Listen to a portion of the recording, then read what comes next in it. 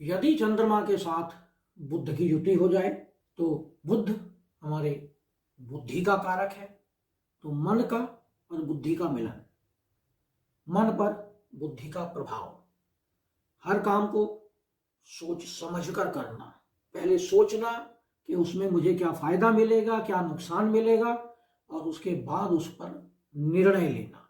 नमस्कार, मेरा नाम आचार्य महेंद्र है और आज मैं बात करने जा रहा हूं चंद्रमा पर। चंद्रमा जो आपके मन का कारक है, तो चंद्रमा पर विभिन्न ग्रहों के प्रभाव से आपके मन पर क्या प्रभाव पड़ता है, आज हम इसकी बात करेंगे। चंद्रमा काल पुरुष की कुंडली में चौथे घर का स्वामी है, जो हमारा सुख का भाव है, हमारे मन का भाव है। और विभिन्न ग्रहों के प्रभाव से हमारे मन पर क्या प्रभाव पड़ेगा, आज हम इसकी बात करेंगे। चंद्रमा और सूर्य को छोड़कर सभी ग्रह दो घरों के स्वामी बनते हैं, लेकिन चंद्रमा केवल एक ही घर का स्वामी बनता है, चौथे घर का, यानी कर्क राशि का। कर्क राशि एक जल तत्व राशि है। चंद्रमा वृषभ राशि में जाकर उच्च हो जाता है और वृश्चिक राशि में नीच रहता है। यदि चंद्रमा सूर्य के साथ हो तो अमावस्या की स्थिति होती है, उसे क्षीण चंद्रमा कहते हैं। और यदि चंद्रमा सूर्य के बिल्कुल 180 डिग्री अपोजिट हो तो यह पूर्णिमा की स्थिति होती है और यह चंद्रमा अत्यधिक बलवान चंद्रमा होता है। यदि चंद्रमा जल तत्व राशियों में हो, यानी चौथी, आठवीं और 12वीं राशि में, तो ऐसे लोग अत्यधिक संवेदनशील होते हैं। अगर चंद्रमा अग्नि तत्व राशि में हो, यानी पहली, 5वीं और 9वीं राशि में, तो ऐसी स्थिति में व्यक्तियों में उत्तेजना बहुत अधिक होती है, बहुत जल्दी उत्तेजित हो जाते हैं।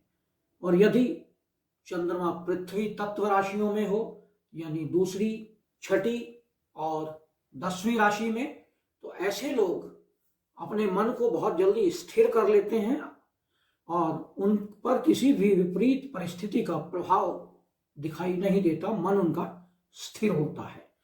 अगर यह वायु तत्व राशियों में हो तो ऐसे लोग, वायु तत्व राशियां मीन्स तीसरी, 7वीं और 11वीं राशि, तो ऐसे लोग अक्सर काल्पनिक होते हैं, कल्पनाओं में जीना इन्हें अच्छा लगता है। चंद्रमा मन और चंचलता का कारक है। चंद्रमा एक शांत और सौम्य ग्रह है, इसका रंग सफेद है। युति शुभ होगी या अशुभ होगी कि दूसरे ग्रहों के साथ, यह ग्रह की नेचर पर डिपेंड करता है।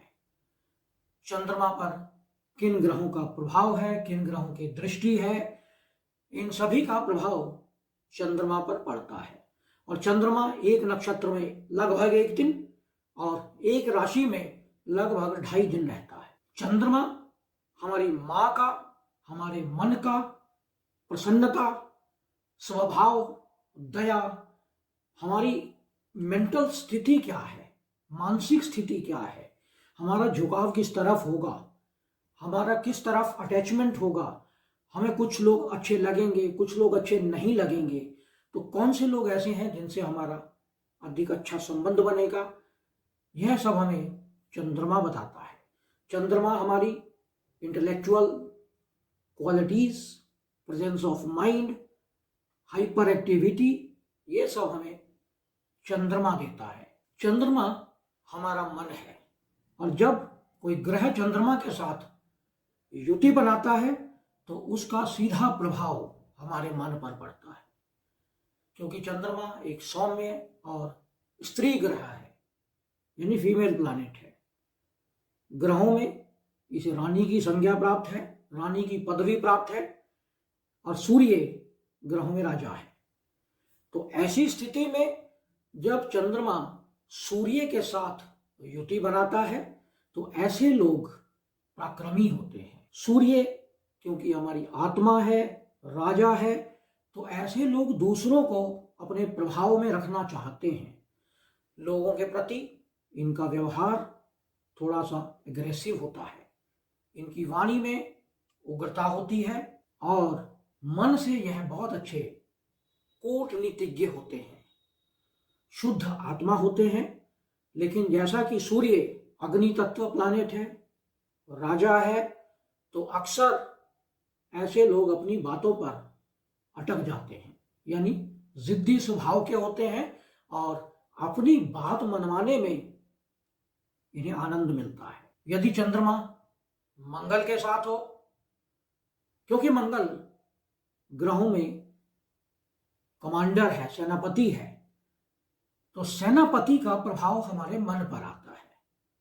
हमारा मन निडर हो जाता है।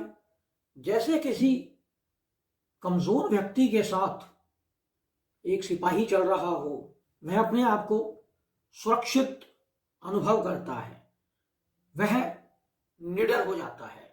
इसी प्रकार जब चंद्रमा के साथ मंगल युति बनाता है तो ऐसे लोग कोई भी कार्य बिना डर के करते हैं। निर्णय लेने की क्षमता इनमें बहुत अधिक बढ़ जाती है।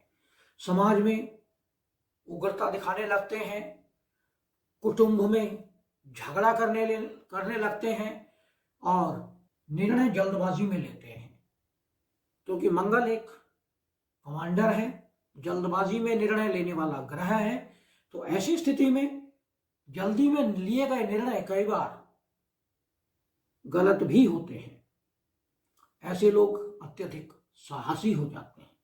मंगल क्योंकि कमांडर है, लीडर है, सेनापति है, तो ऐसे लोग हमेशा स्वतंत्र रहना चाहते हैं। किसी के बस में, किसी के कंट्रोल में रहना उन्हें पसंद नहीं होता। और ऐसे लोग बहुत अच्छे प्रशासक बनते हैं, एडमिनिस्ट्रेटर, कमांडर बहुत अच्छे होते हैं।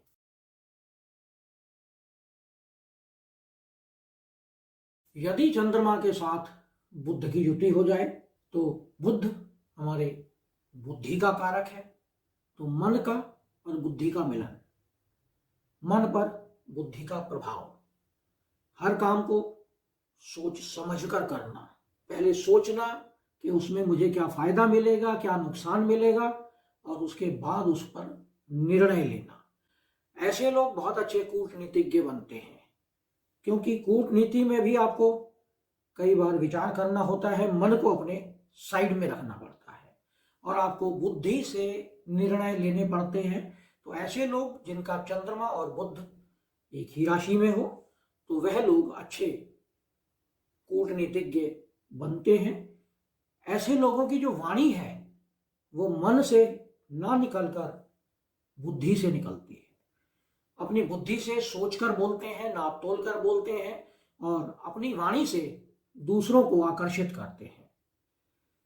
लोग इनकी बातों में बहुत जल्दी आ जाते हैं और ऐसे लोग बहुत सफल व्यापारी या बिजनेसमैन बनते हैं, क्योंकि बिजनेस में आपको अच्छी बोलचाल चाहिए, सॉफ्ट स्पोकन पर्सन चाहिए।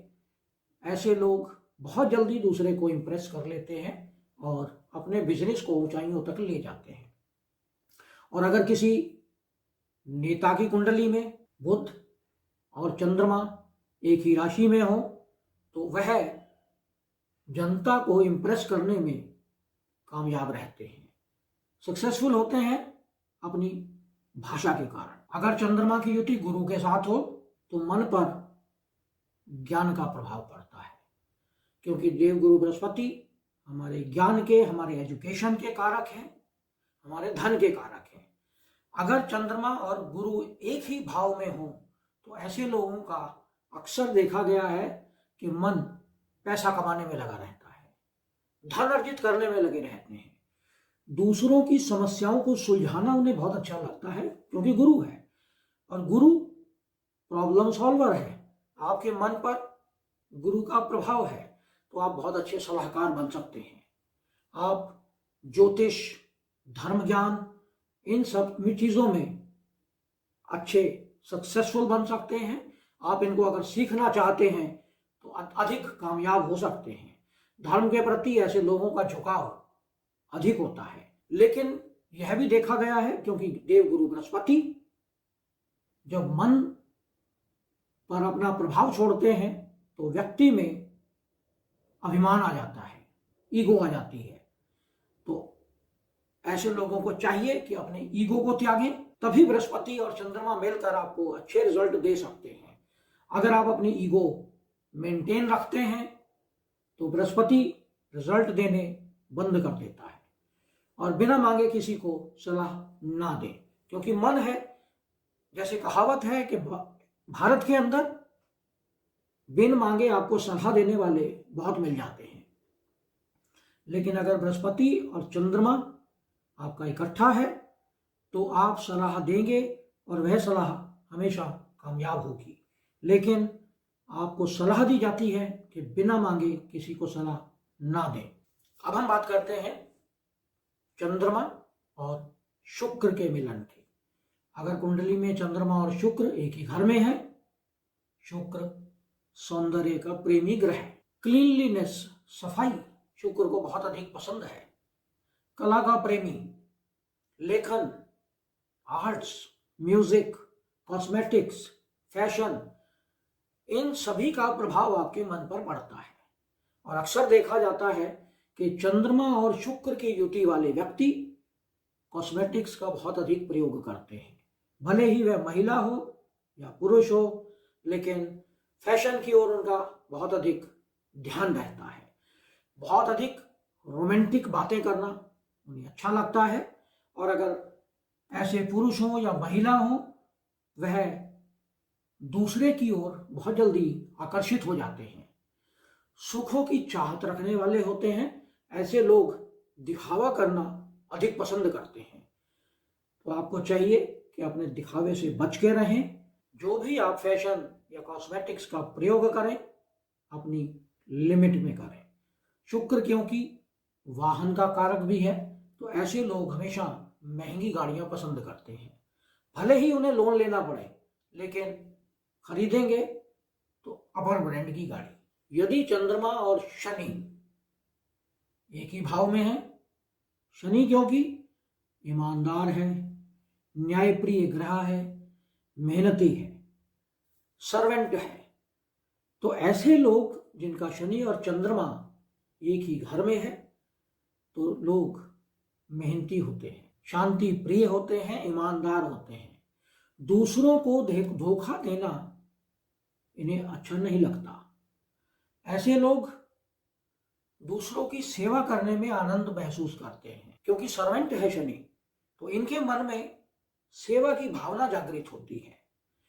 परिश्रम के दम पर आगे बढ़ना इन्हें अच्छा लगता है, और बिना वजह ये कुछ भी लेना पसंद नहीं करते। जो भी चाहेंगे मेहनत करके, परिश्रम करके, ये चाहते हैं कि जो भी प्राप्त करें परिश्रम करके करें। अन्याय के विरुद्ध आवाज उठाते हैं, अन्याय जहां हो रहा हो तो उसके विरुद्ध हमेशा खड़े हो जाते हैं, और कभी कभी इन्हें निराशा का सामना भी करना पड़ता है, क्योंकि जरूरी नहीं है कि अन्याय के विरुद्ध उठाई गई आवाज हमेशा बुलंद हो जाए, कामयाब हो जाए।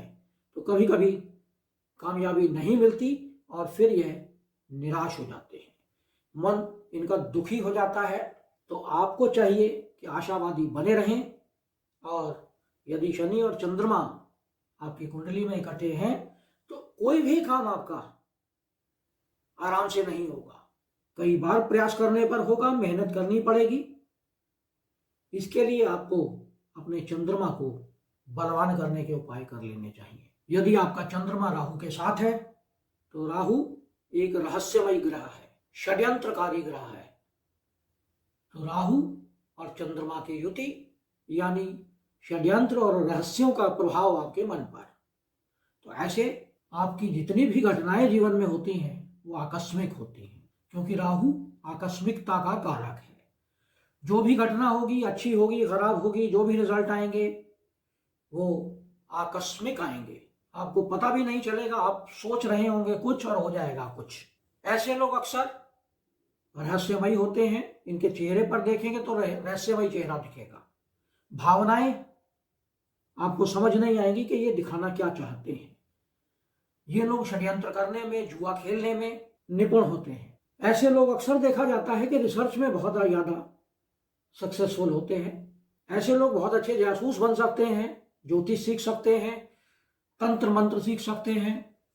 और यदि चंद्रमा भी कमजोर है, यानी चंद्रमा पर भी कोई और पाप प्रभाव भी है, अपनी नीच राशि में है राहु के साथ, या किसी क्रूर ग्रह की राशि में है, तो ऐसे लोग ज्योतिष तंत्र मंत्र सीखने के बाद उसका गलत प्रयोग करते हैं, लोगों को धोखा देने का काम करते हैं। दूसरी जाति के लोगों से लाभ उठाना इन्हें बहुत अच्छे से आता है कि जो दूसरी जाति के लोगों को कैसे प्रभावित किया जाए और उनसे अपने काम कैसे निकलवाए जाएं। ऐसे लोगों को लंबी यात्राओं पे जाना बहुत अच्छा लगता है। यदि चंद्रमा के साथ केतु हो, केतु भी एक रहस्यमय ग्रह है, लेकिन केतु विच्छेदात्मक ग्रह है। वैदिक फिलॉसफी सिखाता है केतु। ऐसे व्यक्ति जिनका चंद्रमा और केतु एक ही भाव में है, हम देखते हैं कि उन्हें मोह बहुत अधिक नहीं होता, चीजों से दूर रहना चाहते हैं। मान लीजिए चौथे घर में चंद्रमा और केतु इकट्ठे हैं, तो ऐसे लोगों को सुख सुविधाओं में कोई इंटरेस्ट नहीं होता। ऐसे लोगों का माँ के साथ अटैचमेंट कम होता है। ऐसे लोग वाहन चलाना पसंद नहीं करते। ऐसे लोगों की बातों को समझ पाना बहुत मुश्किल होता है, क्योंकि यह रहस्यमयी बातें करते हैं। केतु क्योंकि मोक्ष कारक ग्रह है, स्वयं को जानने का प्रयास करते हैं। ये जानना चाहते हैं कि ये पिछले जन्म में क्या थे और अगले जन्म में क्या होंगे। धर्म के प्रति अधिक झुकाव होता है। और यदि चंद्रमा केतु इकट्ठे हैं तो ऐसे लोगों को इंट्यूशन पावर बहुत स्ट्रांग होती है। भविष्य में होने वाली घटनाओं के बारे में इन्हें पता लगने लगता है। चंद्रमा केतु के साथ, क्योंकि केतु केवल धड़ है, सिर नहीं है, तो इनके जो भी काम होते हैं दिशाहीन होते हैं। बिना दिशा के, बिना सोच समझ के काम करने का प्रयास करते हैं, अपने आप को लीडर दिखाने का प्रयास करते हैं। लेकिन जब भी कोई गलती करते हैं, क्योंकि केतु गलती करता है, सिर नहीं है, धड़ है, और चंद्रमा यानी मन उसे सुधारने का प्रयास करता है। तो यह था विश्लेषण। आपके मन पर विभिन्न ग्रहों का क्या प्रभाव पड़ता है, इसका आज हमने विश्लेषण किया। यह विश्लेषण आपको कैसा लगा, इस पर कमेंट करें। यदि आपने हमारे चैनल को सब्सक्राइब नहीं किया है तो इसे सब्सक्राइब करें, लाइक करें, शेयर करें, और साथ में नोटिफिकेशन बेल को अवश्य दबाएं, जिससे आने वाले सभी वीडियो आपको मिलते रहें। नमस्कार।